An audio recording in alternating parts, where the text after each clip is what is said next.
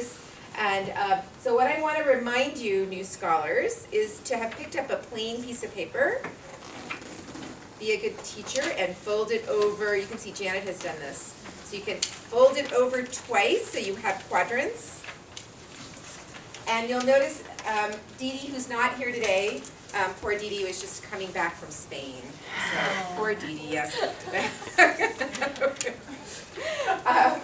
So she's missing today's workshop. But normally what she does is she puts this up on the board as soon as you come in. And today's topic is engineering design connections. So in the top left corner, you can, and I recreated it here, personal interests, your content licensure area, some social justice or inclusion issues, and connection to place or local area. So for those of you, you're not yet in your classrooms, your pre-service teachers, think about where you grew up. So when we listen to our speaker today, you're going to be thinking about what are some connections that you have to what she's talking about that you're interested in. How does this connect to what you will be teaching? So some of you would like to be teaching math, maybe middle school math. Some of you might be wanting to teach high school biology. What are some connections that you see? And you may or may not see the connections. What are connections to issues of inclusion and diversity? How can we ensure that all students are feeling like they're a part of the classroom? And then again, connections to, can you think of any locally relevant issues? So this is your task while we're listening to the speaker, and then we'll make sure that there's some time to talk to her and ask her some questions. If you don't know what to ask, you can look at your quadrant connection sheet and start from that, okay? So I'm going to introduce Heidi, but I'm going to hold off for a second because I want Heidi to know who all of you are. And we're a small group, and you may not all know who you are. And so I just want us to go around, say your name and what your licensure area is, and then I don't know what else. Something interesting about you? How's that? Something that is a secret that you want to share? Something interesting. Something interesting about yourself. Okay, I'm going to start with Mike because he knows that I'm. I'm Mike Viney, and I'm retired now. I actually work here at the EOC, taught for 30 years in Hoosier School District, and my area was science. So something about me that's, I have 2 little yellow lab female puppies right now, and not getting much sleep sometimes, but they are so cute, and I've never known what it would be like to have 2 at the same time, and it's great, but also challenging. It's like twins. Oh yeah. Okay. Lynne? I'm Lynne Gilbert. I taught middle school science and social studies for 22 years in Loveland at Conrad Ball. And I'm retired. No, I'm not. I'm semi-retired because I still am the science specialist at a K-8 school in Milliken. So I teach elementary science K-5 3 days a month, which is the best job ever, and I love it. My weird thing, I have a 5-year-old English setter who is a show dog, and so we show her, and now we're deciding whether we're going to breed her and have puppies. So I'm trying to make that decision. I love puppies too, but I don't know if I'm ready for puppies. So we'll see. Riley. Hi, my name is Riley. I'm a 4th year biology student here at CSU, so I'm hoping to teach high school science. And an interesting fact about me is I've been in a shark cage before. Oh, that is interesting. Thanks. Riley's not a Noyce scholar, but she is pretty committed and knows that she wants to be a teacher, so she's not in the licensure program. So again, best behavior, so she says, oh yeah, I definitely want to do this. And Riley was a volunteer and was doing her honors project in one of the programs that Heidi recently organized, so she'll also be able to speak to that. Amy. I'm Amy Clark. I'm in the post-bachelor's secondary science is what I'm doing, licensure, and just starting out. Yeah, it's And then last month I went to a conference in Switzerland, so that's really cool. For her honeymoon, Yeah. that's kind of an interesting thing. She planned that well. Yeah, worked out. Yeah. Was it fun? It was The a lot of conference? fun, yeah. Okay. Like I'm in a weird Yeah. spot. But. Hi, I'm Janet Olinger, and my concentration was mathematics, so I taught high school mathematics for 10 years at Windsor High School for 3, and then at Fort Collins High School for 7. Just keep rotating around here. And let's see, I don't know if it's interesting, but I'm finally getting a garage built at my house. It's a really old home, so it's 1955, and it had no garage for this long. It has had no garage at all. So finally getting going on that, and it's started this week. Your car will be happy. My car will be really happy. Something interesting about Janet is I did not know, we selected her and invited her to be a mentor, and then after that, I discovered that she was my daughter's math teacher in high school. Oh yeah, that one. Yeah, that was I was like, wait a second, because I was calling her Janet. I was like, you're Miss Oyen. I didn't make the connection. I didn't know my children's teachers' first names. So anyway, okay, on to. My name is Tanti Nguyen. I'm a third-year math education. Fun facts, I guess I'm bilingual. So she can say things about us and then we don't know. Pretty much so. Yeah. It's called wrong. My name's Alana Pipkin, and I'm math ed, and interesting thing. Yeah. Oh, I play Ultimate Frisbee for CSU. Oh, that's good. Thanks. I'm Hadil. I'm also math ed. This is my 4th year. Something interesting. I don't know. Are you guys? You don't think your lives are interesting? No, I think no, all of only you are doing school and work. I have 3 jobs. That's. Well, pick which is the most interesting of the 3. I'm a math and literacy interventionist at Riffenburg Elementary, and working with 3rd graders is real interesting. They There were you born in go. 2010. They're real little. And they share the weirdest things with me. One kid had like a 5-minute conversation with me about how he was going to poop. I was like, okay, thanks for sharing, Thomas. Cool. Great. That's pretty interesting. Yeah, it was a day. That's interesting. Haley. So I'm Haley. I currently am a researcher at CSU, but I do a lot of environmental education work and want to possibly get into teaching, so in a more of a formal setting. And what's something interesting? Oh, something interesting. Tell them about your job at the Grand Canyon. It's just so cool. Okay, cool. So this summer, as a National Park Service representative, I went on a trip with half blind and visually impaired students and half sighted, fully sighted, and taught them all about the science of sound. So that's what I research. I research noise pollution and sound. That's pretty cool, So, right? Don't you think? Yeah, I think she kind of, that's, right? We think she's cool and we think she should become a teacher. So I just met with her today for an hour and talked about how we can get her into the teacher ed program. So we're all ambassadors here. So I am really super excited to introduce Heidi Olinger, and she is the president, CEO, what's the other fancy titles we can give you? Founder, the doyenne of Pretty Brainy, which is a nonprofit organization, and she's going to tell us a little bit more about it. And thinking this is a little different. Typically our speakers have been faculty members and researchers, and I've been trying to help you think about how to connect with resources at universities. But another resource that we don't typically think about are informal science organizations. So that might be a zoo, that might be a museum, scouting groups, other organizations who are also very committed to areas of science and math education. And that includes nonprofit organizations, and so that's what Heidis Organization represents. So I'm going to let her share whatever she wants to about Pretty Brainy. Anything else I should add? I was going to say, I thought I was going to get to say my name. Oh, and yeah, oh, yeah. and an You get to interesting do all thing that. Because, so I have a dog too. I currently just have We're one, having a dog party. but he's blind. And he became blind during his time that he was lost from his owner, whoever that person was before I adopted him. And I think he's about 12 years old.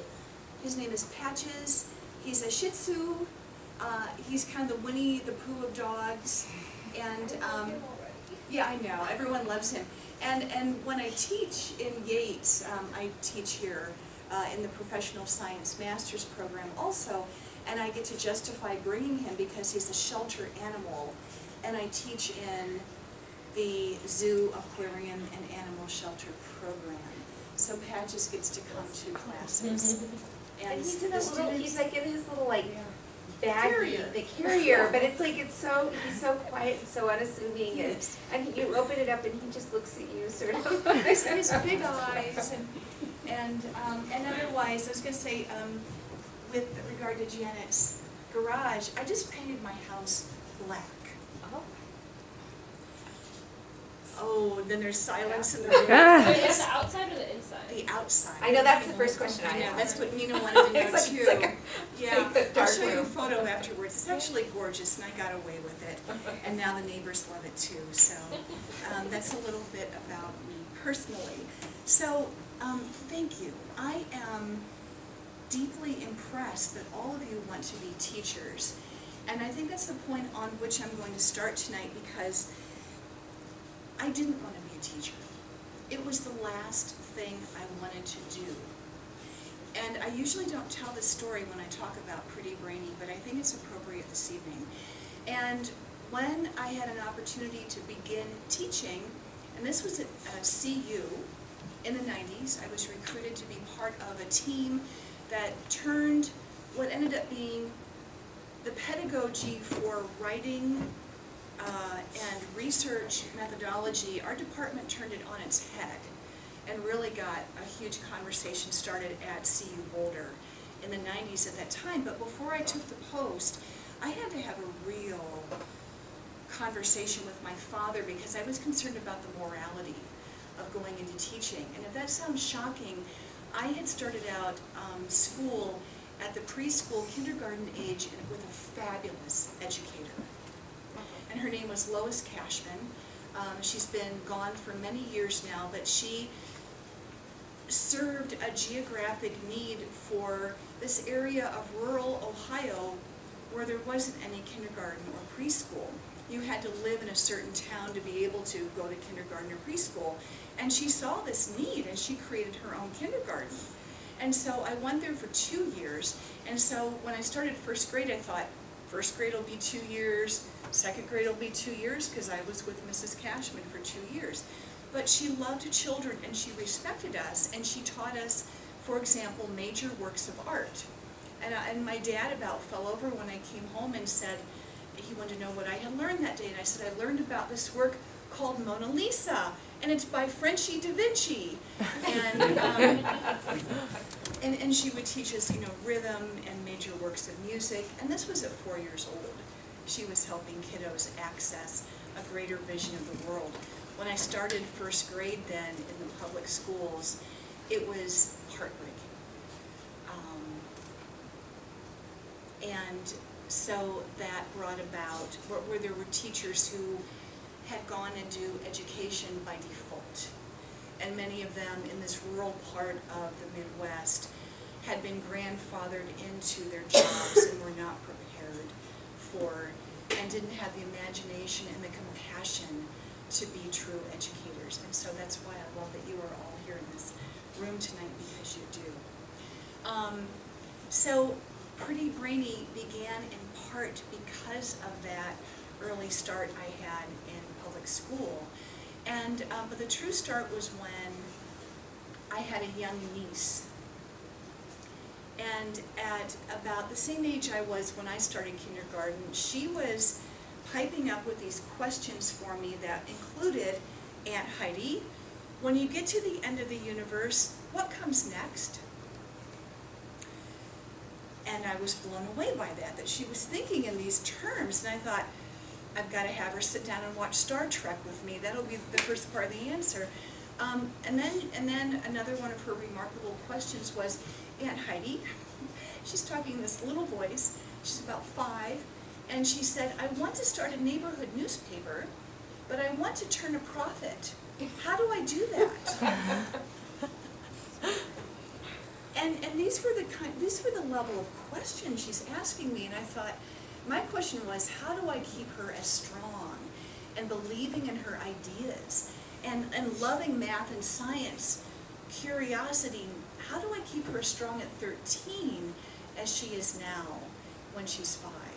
And these questions continued. We were in a lot of situations together where there were family gatherings, and her parents had other responsibilities to juggle, and it was always, Ryan, go with Aunt Heidi. So we had a lot of time together for her to form these questions.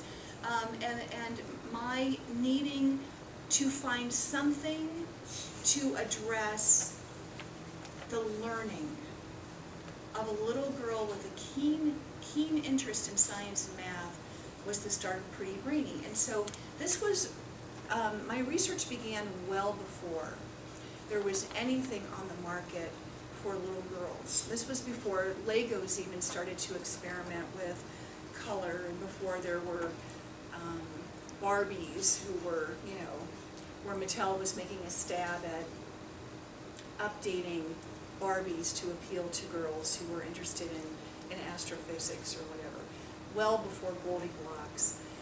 And so I went to what I thought would be an obvious place for a gift for a little girl who loved science and math, and I went to the Science Discovery store. And they showed me a lot of black light t-shirts for teen boys. And they had nothing. And I circled back to the store. This was in what's the large mall out there in Boulder County, out by Flatirons Crossing. Thank you. The shopper in the room reveals herself. You can see how much I shop. And that was part of my dilemma, because I was going to go in that mall, grab the gift, and be gone. They had nothing. And I circled back and they said, ma'am, we have never heard what you're talking about. We can't help you. And so I was frustrated. I'm not a shopper, as I said. And I'm stepping out of the Discovery store, and Godiva chocolate is right across the mall. I was so upset, I thought I'm going to get a pound of chocolate and go drown my sorrows, and I'm out of this mall. And I stepped outside the store, and I felt as if I literally had been hit by lightning, as if lightning had gone through me. And I thought in that moment, I'm going to create the thing I cannot find. I'm going to fill this market need. And that was the start. So, when I began then, after having that heartfelt talk with my dad about bridging my concern about teaching, I was thinking of my new job that I was stepping into as teaching and not as learning. And in my mind, there's still a huge distinction. And for this, I want to reference Paulo Freire, who, has everyone in here, does everyone know about Paulo Freire, Pedagogy of the Oppressed? He has a model whereby he distinguishes teaching and learning in these ways. Teaching is about filling people up. It's when you are putting, a teacher is putting his or her agenda on top of students, and they passively accept, or they're passive recipients of whatever the teacher is filling them up with. It's not engaging. It's not collaborative. It's very much a traditional model of lecturing, kind of in the way I'm standing up here now and filling you all up with these stories. And that is teaching in a very traditional sense. Learning is uplifting the people who you have the honor of working with.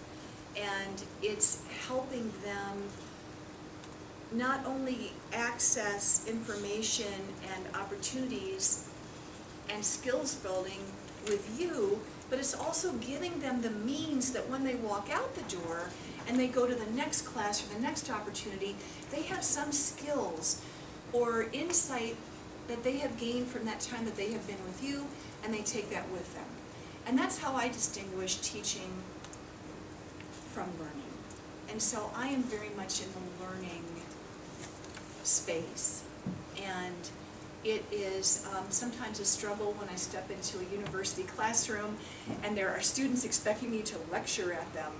And I'm thinking, we're going to have a great discussion on X, and they want me to assume that traditional role of lecturer. So I have to negotiate that sometimes with students. So when I talk tonight about Pretty Brainy and what we've done, that's a little bit of the framework.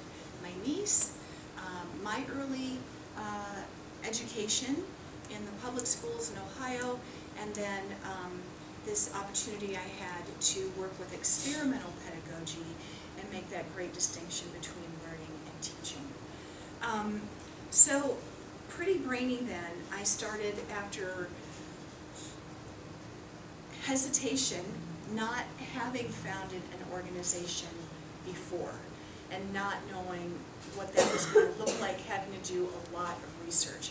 And now we are, as Dr. Paul mentioned, we are a 501c3 qualified charitable nonprofit, and I'm really proud of that because it's not a snap of your fingers to get that distinction. It takes some due diligence and some vetting from third parties to be able to get that distinction.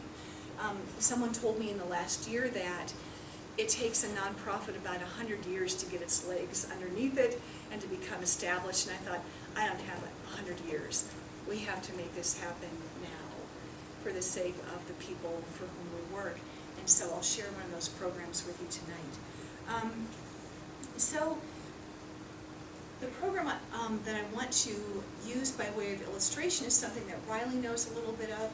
She has been a member of the leadership team for Mission Innovation, and Janet was a wonderful mentor and helped us launch a weekend of innovation and learning last weekend.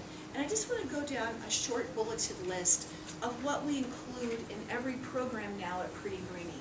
We are a service learning nonprofit, and we serve girls ages 10 through 18. And in the last couple of years, we've also, I should say the last 3 years, mentoring has become a tenet of every single program. So service learning, serving girls starting at ages 10 through 18, and mentoring. Other characteristics of what we do include not only mentoring, but tiered mentoring, so that there will be individuals of multiple skills levels in the room. And along with that, also near peer learning. And I know that in having tested this over the last 3 years, that it will often be the youngest girls in the room. There will be high schoolers in the room, middle schoolers, and some late elementary school girls. And you would think that the younger ones would be intimidated, but they're the first ones to have their hands in the air when you ask a question. And I love that their ongoing curiosity at that age and their enthusiasm can inspire the older students. And that's why we like to do mixed age groups, so they can learn from one another. There is absolutely no presumption that an older student will necessarily perform better, however you might assess better or define that, or more strongly, or necessarily take the lead in a discussion. Then a fourth tenet is failing forward. We want students to develop that growth mindset, though I have to tell you that I wasn't thinking of that phrase growth mindset when we came up with this.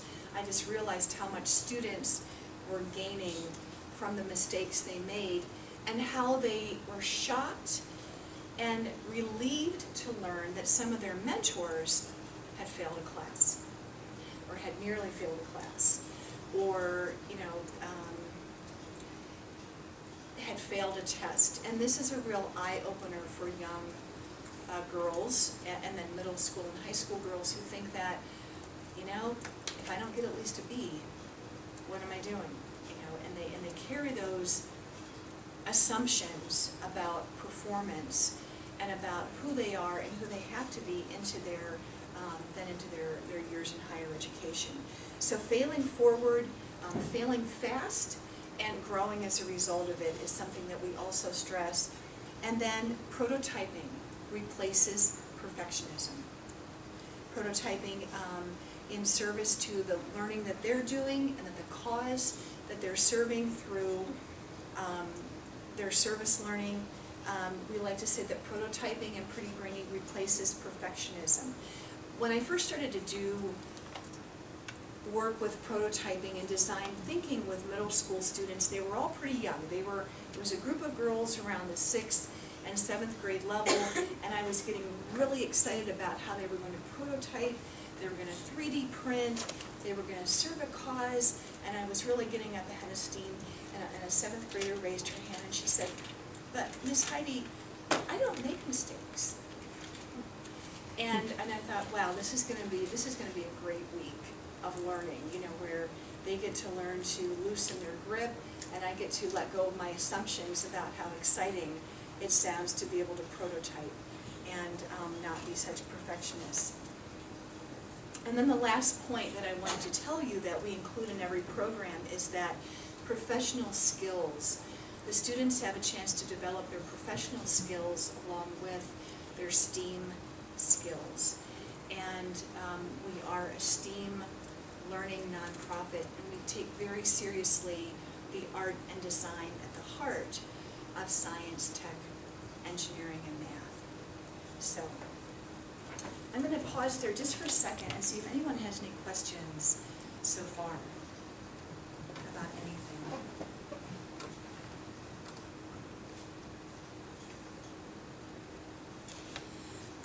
So, mission innovation, how did this come to be? A year ago, actually more than a year ago now because we're into October, August of 2017, I invited to the table girls in high school and women at CSU. And there were a couple of parents at the table as well, engineers in the community, and then a couple of educators, mothers who are also teachers at the middle school level. And the first thing that I wanted to uncover was, A, are you interested in doing a large service learning project for the community? And immediately the girls said yes. There were about a dozen people around the table. It was at Muggs on College, and we were sitting in the basement. And then the second question was, okay, if we undertake a large service learning project for the community, what is that cause that you want to serve? And they came up with, brainstormed a list and finally settled on climate action.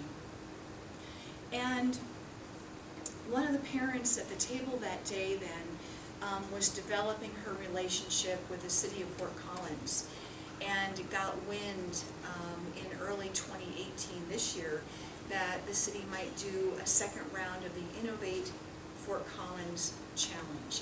And what that Innovate Fort Collins Challenge is all about is this. It's innovative projects where they're borrowing from the minds and the thinking of community members to advance the climate action plan. Did you know that Fort Collins is one of the nation's leading cities? It's really in the vanguard of reducing every citizen's carbon footprint. That's what it's about. How do we become a carbon-conscious culture within Fort Collins and set a model and a standard for other communities? And it's really amazing how Fort Collins is one of the leading cities nationwide. Did anyone else know that? You do, you better know that. Okay, Janet did that. Riley knows it now, okay. So it worked out then that we were able to organize mission innovation to coincide with the Innovate Fort Collins Challenge. And we've put together a leadership team. I want to give you a little bit of the nuts and bolts because people often ask, how do you do this stuff? And often when I talk to groups, they want to know, how far away from the restrooms was the classroom? What time of day did you have this? What day of the week? So we formed a student leadership team for this reason. I really think that students should have ownership in what they're learning and to be able to own the process in the classroom and its outcomes. Rhode Island School of Design does some great work on that as well. What are the ways in which we can help students own their learning and own the outcomes, and then own the impact of that learning in the community? And that's what Mission Innovation set out to do.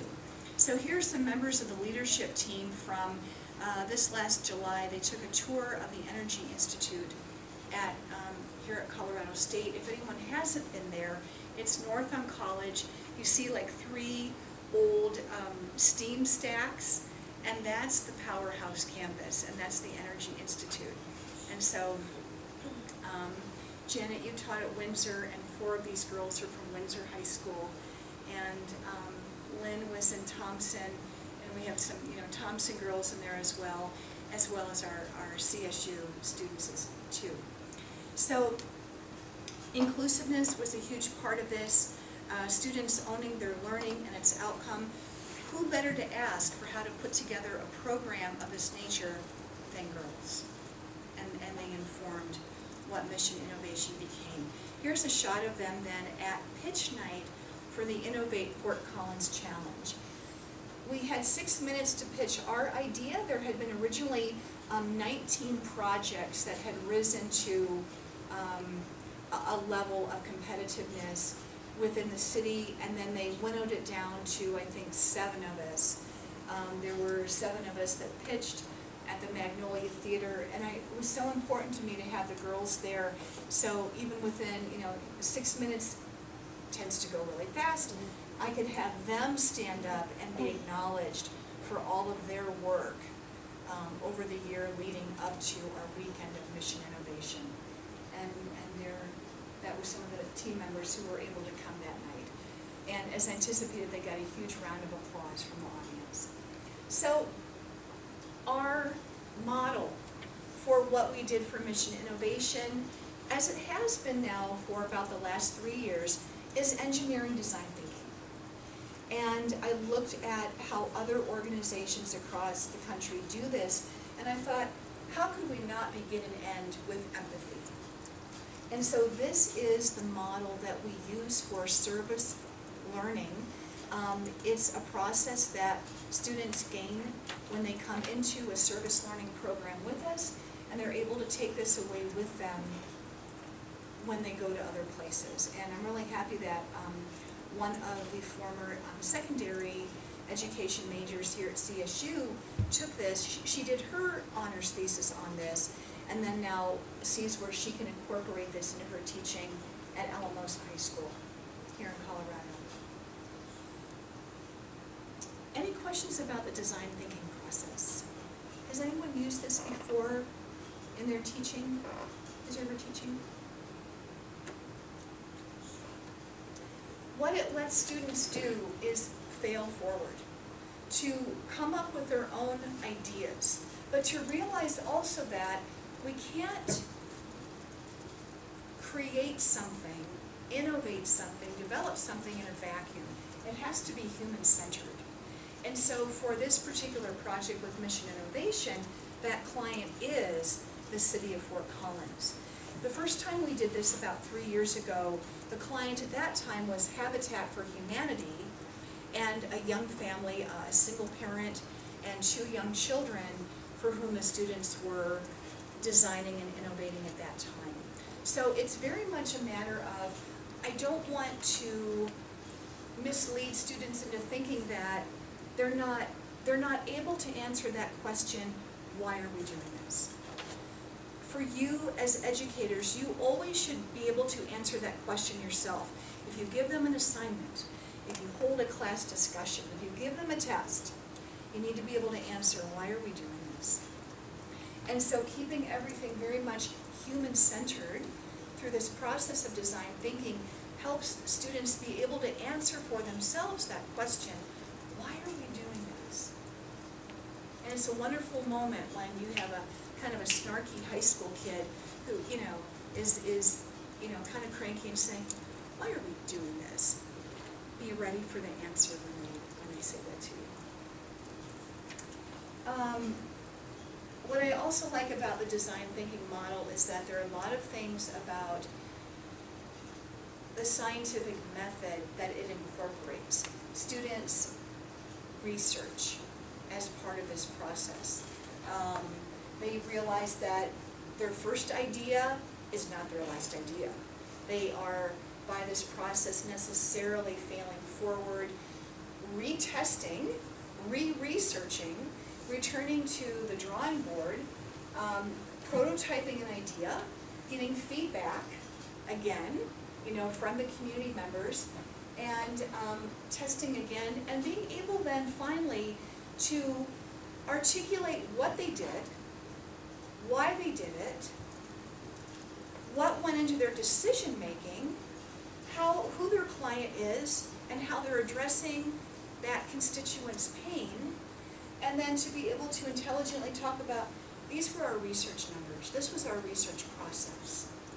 And it's a wonderful step for them to not only then answer judges' questions, and we do have a judging process for the prototypes that they come up with, but then to have to answer what the community has for them as well. So it's really like a double-layered process where, again, they answer what subject matter experts ask, and then they also answer questions from the community about what they've done and why they've done it. So I think this is an important thing to remember, that with the mentoring, for those students who you have who strongly identify down those gender lines for females, for women and girls, mentoring is critical to success, 82% say. Now at the same time, it's interesting, in a room of educators and educators in development who are focusing on science and math, 4% of women say, 4% of women in STEM said that they had a mentor. 4%. That's incredible. With Mission Innovation, we kept them focused tightly on this goal. We want to innovate new ways to reduce CO2 emissions. And here's one of our teams. This was actually the winning team. I'll tell you how we got to this point briefly. But they needed to be able to answer for their judges and for the community, is our project demonstrably feasible? Will it reduce CO2? How are we going to explain how it's going to reduce CO2? Is it financially feasible to do this? Is it socially feasible to do this? And the great thing about this short list that we gave them, some of the guests who came in to keep everybody focused on the human-centeredness included Nina Vogelpaul, and she said they need to look at that socially feasible part of what they're doing as well. So, I'm going to skip back here for a minute. These are members, these are 4 of the 5 members of the winning team. And so when I came in tonight and Janet had been a mentor for Mission Innovation, she said, what happened? What were the outcomes? We had 4 judges, all within the energy sector. 3 of them are women. 2 of them have been the only woman in a room of, say, 100 to 150 men. And they could, also speak to what the girls were gaining in terms of their professional skills that they were gaining along with their STEAM skills, and get that encouragement to continue on. This group came up with a brilliant way to resurface roofing tiles for commercial buildings and for residential buildings that would help attract and retain heat in cold weather and would reflect heat in hot weather. And the judges were suitably impressed. One of the judges is from the Energy Institute, and the next step now is that this innovation is going to be now taken to the Energy Institute and tested and further developed, and maybe on its way to market by the end, or at least, have that be gaining those steps toward a possible market solution by the end of 2019. So a little bit about the near peer mentoring. The team members of this team, ThermoFox, range in age from 14 to 28. We have a CSU non-traditional student who's 28 years old. We have a community college student, 2 CSU undergrads, and a high school sophomore.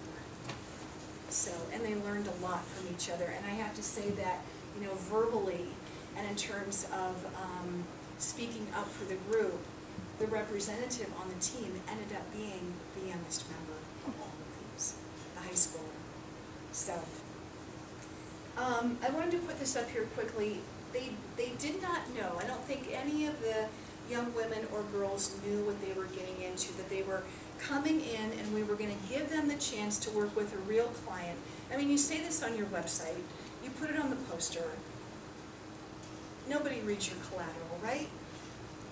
I put this photo of Katie in here, and this is Emma next to her.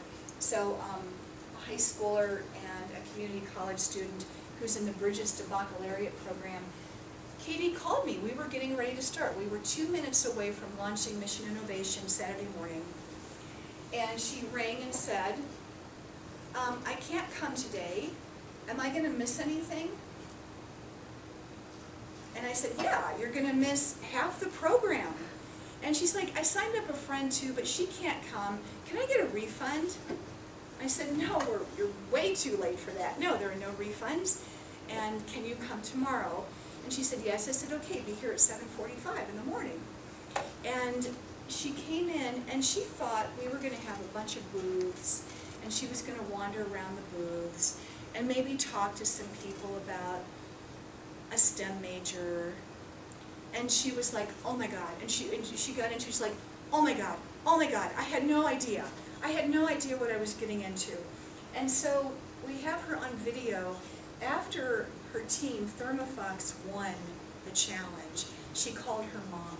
And she said, Mom, you'd never believe this. She's like, there weren't any booths. There weren't any people just to wander around. She's like, they put us into groups and they gave us a real problem and we had a real client. And Mom, my team won. And so it was a really wonderful moment of her having this demonstration of the empowerment that's at the core of our mission of empowering girls to gain STEAM. And that was a really deliberate choice of words. Mina was in the room when our board arrived at that. Now I feel like everyone's jumped on empowerment and everyone's saying they're empowering, but when we see reactions such as Katie had, we know that authentic empowerment is happening for young people. I'll end with these two things. We had asked each of our speakers, we had 6 lightning lesson speakers, women on the faculty here at CSU who are subject matter experts in each of their specialties. And this one, we'd asked them each to come up with something out of their own hearts or their own writing and publishing, or just to come up with a bold statement that they would want all girls and young women to hear. Not just those in the room, everywhere. And so Professors Sybil Charvel and Sonia Kreidenweiss in engineering, this was their bold quote that they would give to all girls. On my own, I will just create. And if it works, it works. If it doesn't, I'll create something else. I don't have any limitations on what I think I could do or be. And for me, that's the really key part. I don't have any limitations on what I think I could do or be. And so, when I see these kinds of bright, shining faces, and I realize that's what we want to instill in them. That if there are limitations that they carry into a learning environment, we want to remove them or help them get past those limitations. But as educators, we know that often kiddos walk into a classroom and they've already, the limitations are hanging off of them because of where they've been before or the experiences they're bringing with them. And so I think that's an excellent point. for me to conclude this talk and let you know that, going back to the very beginning, it was those limitations that I wanted to make sure that my niece didn't encounter, and I had to work for so many years to let go of myself to be able to start this organization and pass on that spirit of learning for other students. So, thank you very much. We use this time to ask, Heidi, can you get the dimmer and undim? Undim. Undim. Oops, you have to lift the, and then press the, oops, let me, What's that? yeah, and then press the, there you go. All right. Yeah, so what are some questions that you were thinking about or comments?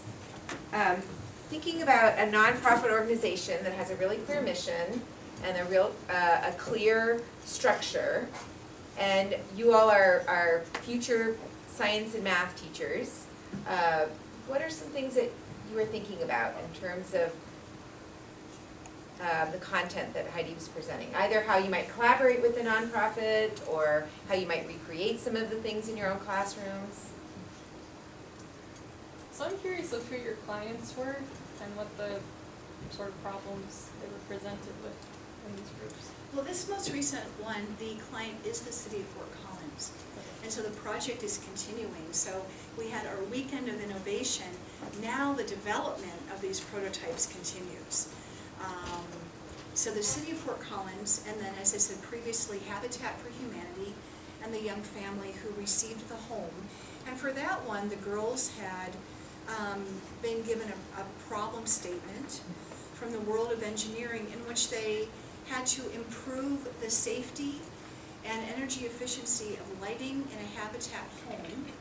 And I also challenged them to improve the aesthetics while maintaining Habitat standards for simplicity and affordability. Those are two of the clients.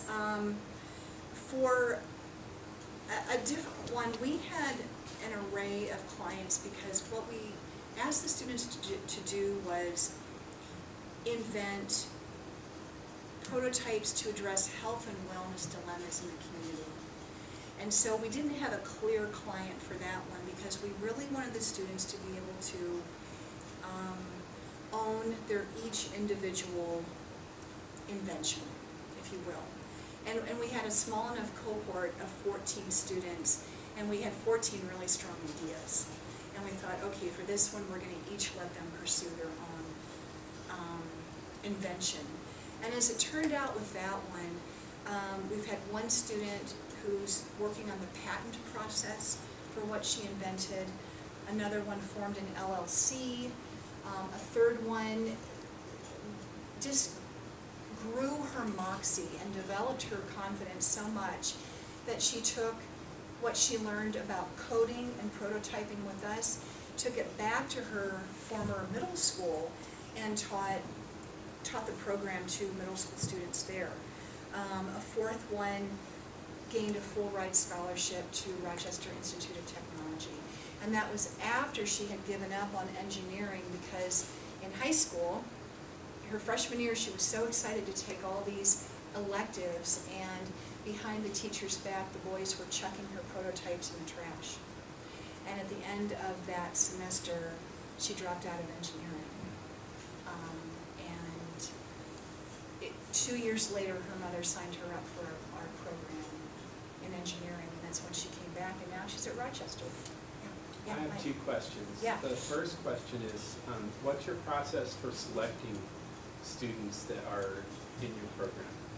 They select. So we work hard to take the information to them. So over the summer, that leadership team I showed you, and these four are from Windsor High School. 2 of them are buddies in robotics, but they're all in high school in Windsor. And we took the marketing to community events, to back to school nights. The students postered heavily. We got the word out through science department heads, through my contacting principals and STEM coordinators, and there was one back to school night and the school said, if we let you in the door, we have to let everybody else in the door, but you can go set up by the tennis courts. So the girls did. They set up by the tennis courts, and they promised me they did not chase people down across the parking lot, but they were assertive in reaching out. These were girls reaching out to other girls.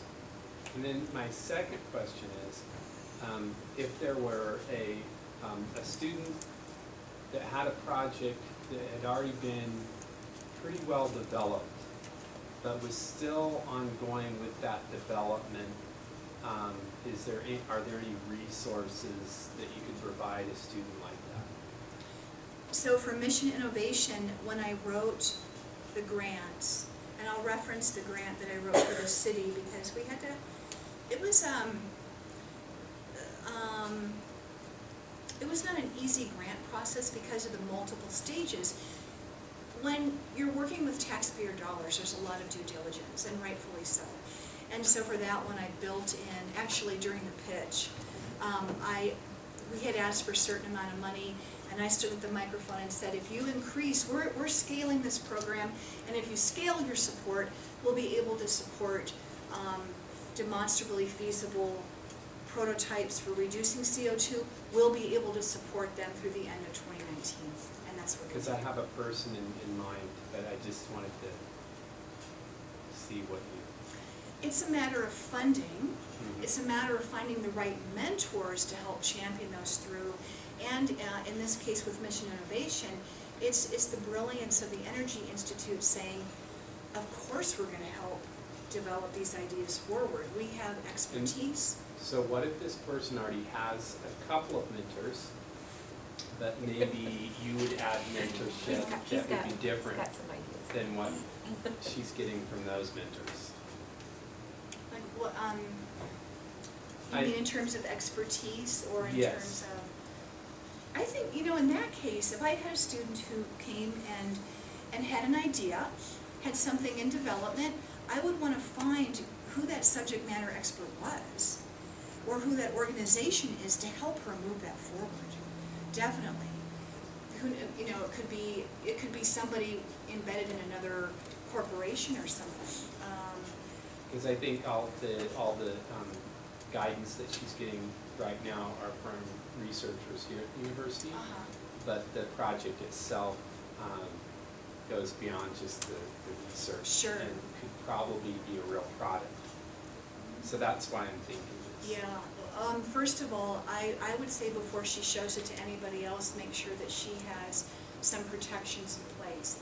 I would make sure that she goes into any meetings armed with a non-disclosure, non-compete agreement.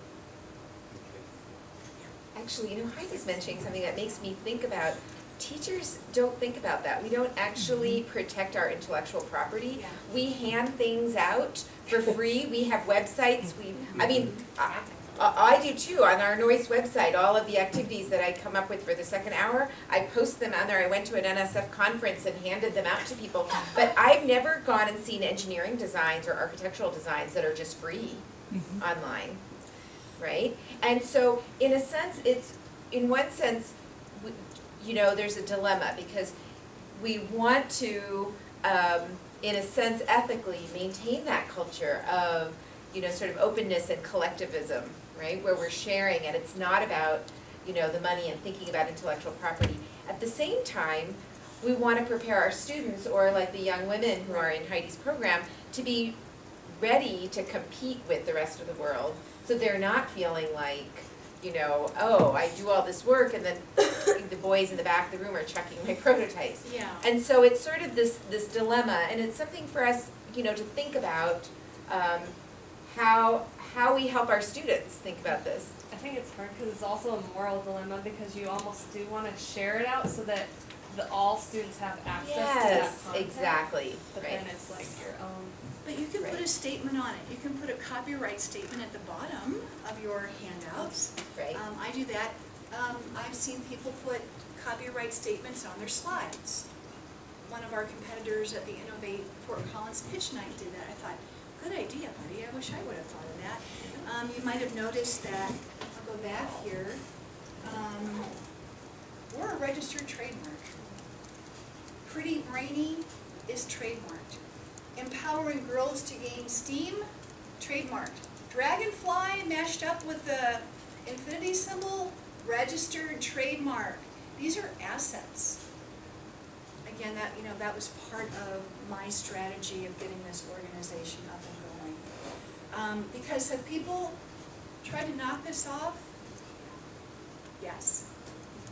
But if I wanted to put my foot down and insist that they cease and desist, I could. Protect yourselves and help your students realize that their ideas, their brain work, their creativity is valuable. Definitely. Before you take off, because I know I can see her wanting to think Yeah. about, we happen to have a lot of math people, Yeah. mathy people in the class, in the group today. I want you to think, can you share one way that you might think you might use the design thinking model in your math class? Because a lot of the criticism of math ed, I mean there's criticisms of all different content areas, is that it ends up being sort of overly theoretical and not with the connection of, right, you agree with me, and not connections to real world. Do any of you have some ideas that you want to share of how you might make this, relevant to your content license area? Well, I did IB in high school, and we did, for my math class, I did an IB math class, and we had to do, I think it was called an individual assessment or something like that. And we had to find a topic and do a project and do all these statistics about it and everything, and then we had to so I addressed literacy rates in third world countries between female and male students and the different ages and stuff, and so that was my client was third world countries, and then I had to go and look at research, and then I met with my teacher and realized that the research I was doing was maybe not addressing the right statistics I wanted to do, and so I think that you can do real world application projects that pull in statistics or mathematics or different things. Because anything in the world you can pull numbers out of, I think, any context and any situation, there's a way to pull out numbers, whether it's a curve, whether it's an equation, whether it's data, whatever it is, and so I think if you create some sort of broad over-scoping project related to the content that you're teaching, I think that's really helpful. That's a great example. I think I agree with you. I just even think helping our students become graphically literate, right, and mathematically literate, and that it doesn't matter what content, whether you're teaching social studies or any area of science, and actually even in the English standards. I don't know, it kind of, Lynn is licensed in a couple of different areas, and when you're licensed or endorsed in a couple of areas, you read those standards and you realize there's overlaps. One of the English language arts standards is visual representation of data. And people see that and they think, oh, that's math. That is all content areas. Sure. So really thinking about, so I want to encourage you to keep thinking. I'm going to, we're going to take a break here because I want to make sure I hand out something. My sign was when Hadil started packing up because I need to hand something out to everybody. But I want you to think about what Heidi was presenting, and I will put her email address on the board, or maybe she can because I can't reach the top of this board here. Heidi, you can write your email address up there, the blank spots up there. And because I encourage you to, she's always looking for volunteers, and I encourage you to get involved with Pretty Brainy and find out some of the things that they're doing. And because it'll allow you to think about how you can, like Consuelo, one of the former students at CSU, has been integrating these ideas into her own classroom and teaching. And so I'm going to hand this out to our scholars. Any last questions or comments? I just want to move us along so that... I just wanted to comment on, so because I'm a mom of 2 young girls, the idea of failing forward really resonated, and one of them is in school now and has started saying, I'm not good at math, because she gets something wrong and she has this idea that she has to be right all the time, and that it's not just a process of learning, trying new things, seeing what she did wrong, learning from it, and then trying something else. And so that really resonated with me because she's in 2nd grade and it has started that young. Yeah, and in fact, it's very similar to how we teach science. Yes. Yeah. We talk about one hypothesis, you test the hypothesis, And then you say, well, I have to reject my hypothesis, I can't do science. And it's like, that's not what science is. It's about testing many alternative hypotheses, right? Sure. Scientists don't go into the field or into the lab or sitting at their computer and thinking, I know what the right answer is. There's no right answer, right? It's about discovering and trying to understand the world and really thinking about, so what can we do as teachers to help our students think it's not about right or wrong? Yeah. And I learned this later in my teaching career, so it was not, you go into teaching and you think you're gonna be the lecturer and the be all end all and know everything. Yeah. I gave points for them to ask questions, and what I would do if they spoke up in class, and I would say, for all of you who don't like to speak up in class and always have to be right, you don't have to be right. This is a question that you can answer and there's no right or wrong answer. And that helped the ones who were sitting there going, I don't want to talk up in class because I might be wrong, or da-da-da-da-da, that they got actual points that day for giving an answer that there wasn't an answer. I mean, giving something that they just was their opinion or was something else. It got those kids that sit back and say, I don't want to be wrong, I don't want to embarrass myself, to answer a question. And I think in math it's really challenging too, because so many people think that it's like to get to the right answer is the whole goal, and not about Yeah, the the process. modeling or the learning along the Right, way. process. There are a lot of strategies you can use to try and work against that. One of them I love to do was my favorite no, have students solving a question just as a warm-up, and then I'd go through all of them and I'd find my favorite common mistake and just be like, this is my favorite one, let's learn from it. What can we learn from this mistake? We see it a lot. Stuff like that, but yeah. Mike, you were going to say I something. think sorry. one of the things that really resonated with me with Heidi's work is that it's really on the cutting edge of breaking down the walls of the school, because we think of, their students come in and you might do really engaging things and fun activities and creative stuff with them in the classroom, but even that, I feel like we have this school and there's these walls and it's walled off from the rest of the community. And I think one of the things that I really like about your work, and there are a lot of other organizations that you can get involved in as well, to make it so that your students are able to see that the learning that they're doing within the classroom is valued by community members that are outside the walls of that school, and that they can actually make an impact, a positive impact on their community. And so I think what you're doing is really where education needs to move towards more even than we are now, for sure. Thank you, yeah, and I'll just, no one asked me about why all girls or why I don't do this in a classroom. I was a classroom teacher, I taught high school it lasted 2 years. When I got there, I thought, I'll be here 4 years, tops, and I'm gonna exit on a Fulbright. And I lasted 2 years, because there wasn't the margin to be able to do what's now thought of as more project-based and service learning opportunities.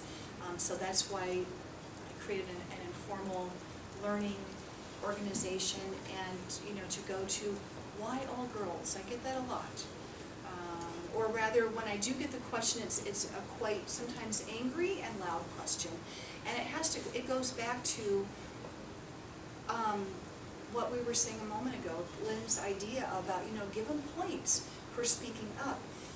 Girls become more retiring in a class where they feel that they're going to be called out, not necessarily by the teacher, but by classmates who are going to laugh at them or chuck their prototypes in the trash, or comment on their stupidity. And girls sadly tell me that still today. So they gain it with us, they take it out into other contexts, and that's part of the empowerment. And what Heidi's doing, you might think, oh, this is a little bit different than most of our topics we pick for our sense of place, right? The series, our professional development series is about place-based education, and then combining it with mentoring, right? And so the making sense of place phrase, you might think, well, this isn't necessarily place-based, but it actually is. As we started listening to what Heidi's talking about. She's talking about who are the clients, what are the needs of that community, and really thinking about, you know, a town that has Habitat for Humanity, for example, or a town that, you know, where the city is saying, what can we do to engage our citizens to think about how we can be more carbon conscious, or thinking about what are the health issues that are relevant to your clients, right? There were some, I remember I went to the Shark Tank event, and there were some girls who were designing things that were helping, I think, her grandfather determine what Yes. pills to take. Yes. You know, do you know those little pill boxes? And it would light up certain ones so Yeah. he would know which one, And sound. and with sound and lighting and, Yeah. you know, and so allowing, but it's also a place where you can have creativity integrated into your classrooms, and we sometimes forget that. That's one reason a lot of us want to become teachers, because there's, not just because we know something, but because we want to creatively help other people learn something, right? Which is a little different than, not little, it's very different than teacher telling, right? It's facilitating learning. So on that note, I'm going to ask Heidi to stick around with us if she would like to. And let's give her another round of applause and say thank you. And we'll just take you know, a 5-minute break. There's some snacks over there. Help yourself. You know, I don't make our PD workshops potluck, but unfortunately we don't have funding in our grant for, NSF wouldn't allow us to have funding for food. But I want, you know, so when I bring something, please eat something, it's for you all. I thought I'll only do one potluck and ask you to bring something. So have some food, talk to Heidi. What you'll notice that I handed out to you is the mentor matchup. And that's information that, I don't remember exactly how Dee Dee put this together, but it was, so this is, she asked you at the very last session in the spring to partner up with a mentor, and either you did or she randomly assigned you to somebody. So if you're with somebody different than you thought, you know, you can chat with her, but sometimes, you know, I was talking to Hadil and she said, oh, great, I'm with Mike. I want to be a high school math teacher, middle school math teacher, and he taught science. I think I can learn something from somebody who's teaching a different content area. I assume I'll have other math mentors when I'm in my student teaching. So you don't necessarily think it has to be the same content area. And so that's how we've broken these groups out. What we're going to do after the break is we're going to come back. We'll do a little activity. So sit with your mentor. I don't know if we have, and for those of you, Riley and Haley, you get to pick. We'll see who doesn't have enough people here, and you can go sit. So, and what ends up happening is we end up kind of being one big group.